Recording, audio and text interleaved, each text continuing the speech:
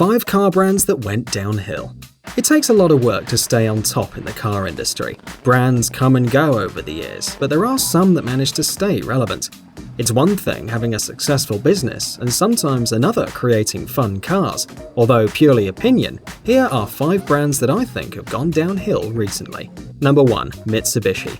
If you're a car guy, you will more than likely remember the days of the Evo versus STI battles. You were either an Evo or an STI guy, and you would fight religiously to defend your favorite. In the late 2000s, however, this rivalry started to break down for both brands. The third generation Subaru became a little soft and heavy, but the Evos soldiered on. In the year 2011, however, Mitsubishi decided to discontinue the Evo from the lineup completely. Mitsubishi also axed their fun and slightly mad 180 horsepower Colt Rally Art in 2011 with no direct replacement. What's Mitsubishi up to now, you may ask?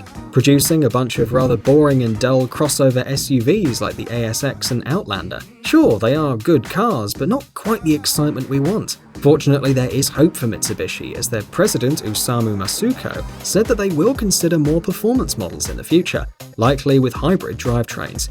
We can only hope so. Number 2. Honda. Over the past 10 to 15 years, Honda have kind of lost their way a bit, in my opinion of course. Although their cars are still reliable, well-made and affordable, their performance range has gone seriously downhill. The Hondas of the 80s and 90s really had the spirit of Soichiro Honda, their founder, ingrained into them. In fact, they were so good that you could buy even a non-performance model and it would handle well and still be fun to drive.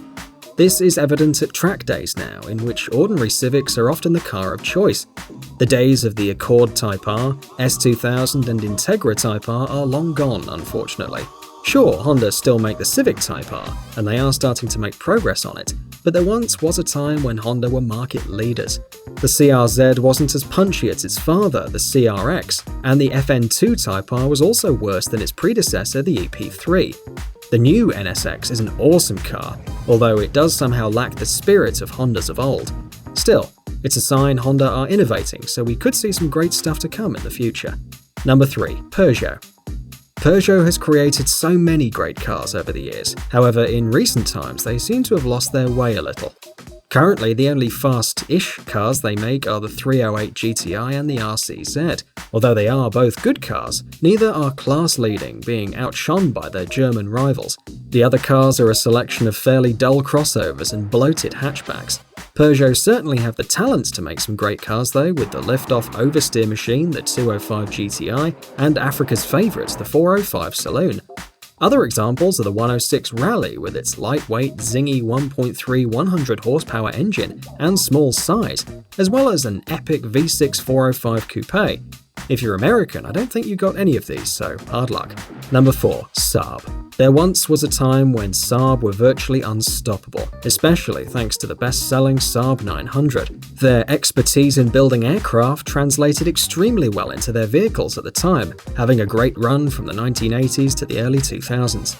Cars like the Saab 95 Aero and the epic 225 horsepower 95 Viggen will remain dear in enthusiasts' minds forever.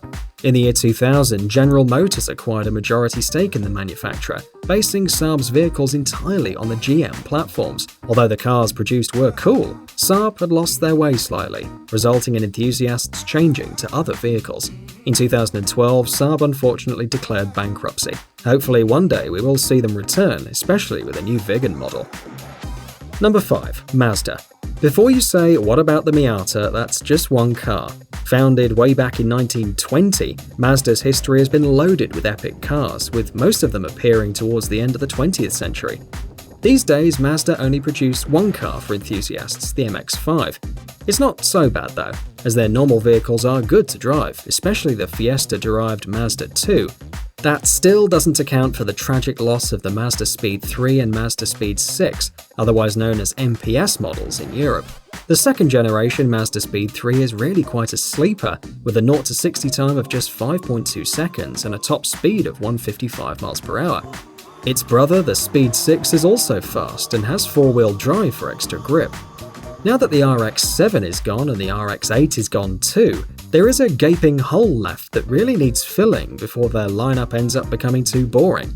There are rumours brewing that a new RX-7 will be released, although nothing has been confirmed yet. We can only dream. So there you are, 5 brands that have lost their way recently. Which brand should I have included? Am I wrong? Comment below. I reply to everyone in the first 12 hours. Cheers!